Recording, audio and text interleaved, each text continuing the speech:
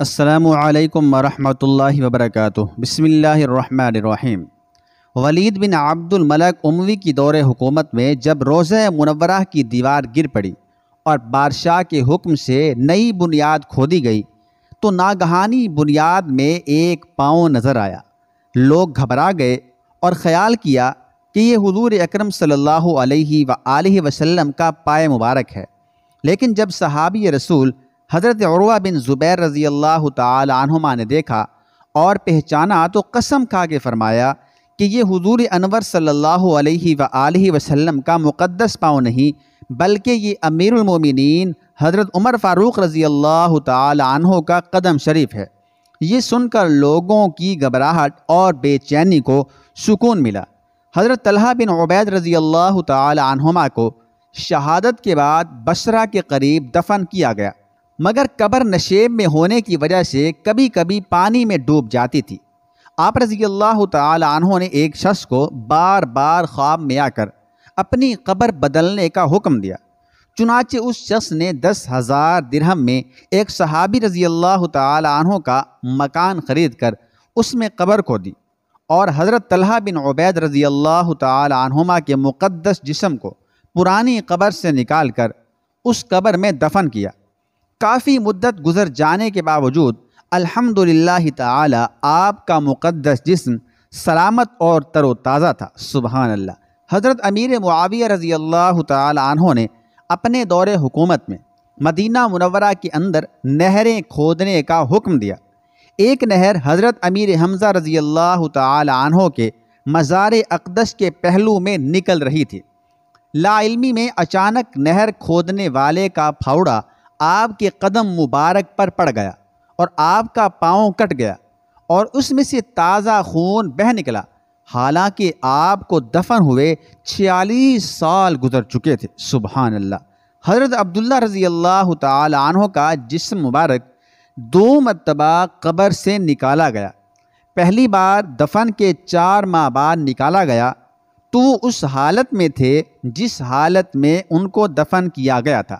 حضرت جابر رضی اللہ تعالی عنہ فرماتے ہیں کہ میں نے دوسری مرتبہ 46 سال کے بعد اپنے والد ماجد حضرت عبداللہ رضی اللہ تعالی عنہ کی قبر کھول کے ان کے جسم کو نکالا تو میں نے ان کو اس حال میں پایا کہ اپنے زخم پر ہاتھ رکھے ہوئے تھے۔ جب ان کا ہاتھ اٹھایا گیا تو زخم سے خون بہنے لگا، پھر جب ہاتھ زخم پر رکھ دیا گیا تو خون بند ہو گیا، اور ان کا کفن جو ایک چادر کا تھا بدستور صحیح و سالم تھا۔ سبحان اللہ۔ غالباً یہ واقعہ 20 ذوالحجہ 1351 ہجری میں پیش آیا۔ واقعہ یہ ہے کہ ایک رات شاہ عراق نے صحابی رسول صلی اللہ علیہ وآلہ وسلم حضرت حذیفہ الیمانی رضی اللہ تعالی عنہ کو دیکھا، جو رسول اللہ صلی اللہ علیہ وآلہ وسلم کے رازدار صحابی کے طور پر مشہور ہیں۔ آپ رضی اللہ تعالی عنہ نے خواب میں فرمایا کہ میرے مزار میں پانی اور حضرت جابر رضی اللہ تعالی عنہ کے مزار میں نمی آنا شروع ہو گئی ہے، اس لیے ہم دونوں کو اصل مقام سے منتقل کر کے دریائے دجلہ سے ذرا فاصلے پر دفن کر دیا جائے۔ امور سلطنت میں مشغول شاہ عراق دن کے وقت یہ خواب بھول گئے۔ دوسری رات انہیں پھر یہی ارشاد ہوا اور وہ اگلی صبح پھر بھول گئے۔ تیسری شب حضرت حذیفہ الیمانی رضی اللہ تعالی عنہ نے عراق کے مفتی اعظم کو خواب میں اسی غرض سے ہدایت کی، نیز فرمایا کہ ہم 2 راتوں سے بادشاہ سے بھی کہہ رہے ہیں لیکن وہ مصروفیت میں مشغولیت میں بھول جاتا ہے۔ اب تم بادشاہ کو اس طرف متوجہ کرواؤ اور اس سے کہو کہ ہمیں موجودہ قبروں سے منتقل کرانے کا فوری طور پر بندوبست کرے۔ چنانچہ مفتی اعظم نے وزیر اعظم نور سعید پاشا کو ساتھ لے کر بادشاہ سے ملاقات کی اور اپنا خواب سنایا۔ شاہ عراق نے کہا کہ آپ اس سلسلے میں فتویٰ دیں۔ مفتی اعظم نے صحابہ کرام رضوان اللہ تعالی علیہم اجمعین کے مزارات کو کھولنے اور ان کو منتقل کرنے کا فتویٰ دے دیا۔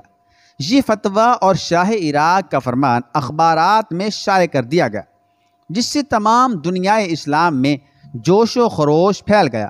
رائٹرز اور خبر رساں اداروں نے اس خبر کی دنیا بھر میں تشہیر کر دی۔ حج کے موقع پر دنیا بھر کے بیشتر ممالک سے شاہ عراق کے نام لاتعداد خطوط شرکت کے لیے پہنچنا شروع ہو گئے۔ اس موقع پر حکومت عراق نے خاص طور پر کسٹم اور روپے کی تمام پابندیاں ختم کر دیں، حتیٰ کہ پاسپورٹ کی قید بھی نہ رکھی۔ مدائن جیسا چھوٹا قصبہ ان دنوں 10 روز کے اندر ہی اندر آبادی اور رونق کے لحاظ سے دوسرا بغداد بن گیا۔ ترکی اور مصر سے خاص طور پر سرکاری وفود آئے۔ ان 10 دنوں میں جن جن خوش نصیب لوگوں کی قسمت میں ان بزرگوں کی زیارت لکھی تھی وہ وہاں پہنچ چکے تھے۔ ایک اندازے کے مطابق اس وقت 5 لاکھ لوگوں نے شرکت کی۔ پیر کے روز 12 بجے کے بعد مزارات مقدسہ کھولے گئے۔ معلوم ہوا، پتہ چلا کہ مزار میں نمی پیدا ہو چکی تھی۔ سب سے پہلے حضرت حذیفہ الیمانی رضی اللہ تعالی عنہ کے جسم مبارک کو کرین کے ذریعے اس طرح اٹھایا گیا کہ ان کا مقدس جسم کرین پر نصب کیے گئے اسٹریچر پر خود بخود آ گیا۔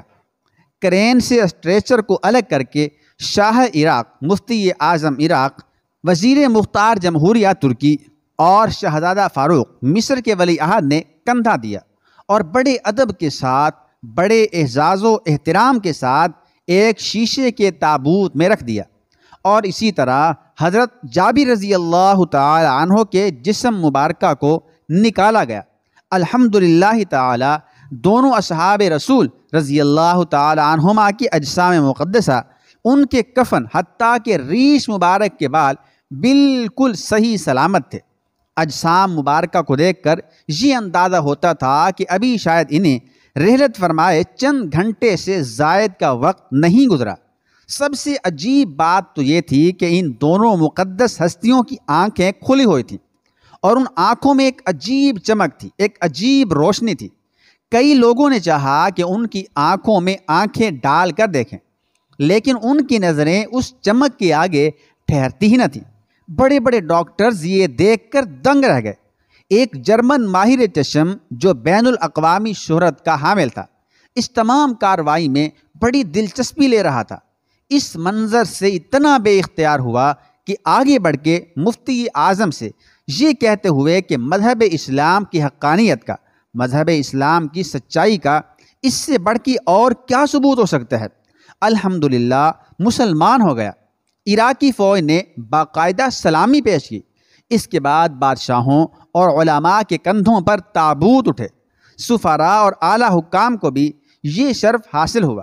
اس کے بعد ہر شخص جو وہاں موجود تھا اس سعادت سے مشرف ہوا۔ کم و بیش 80 سال قبل ہونے والا یہ ایمان افروز واقعہ تقریباً 20-25 سال تک بارہا اردو جرائد میں شائع ہوتا رہا ہے۔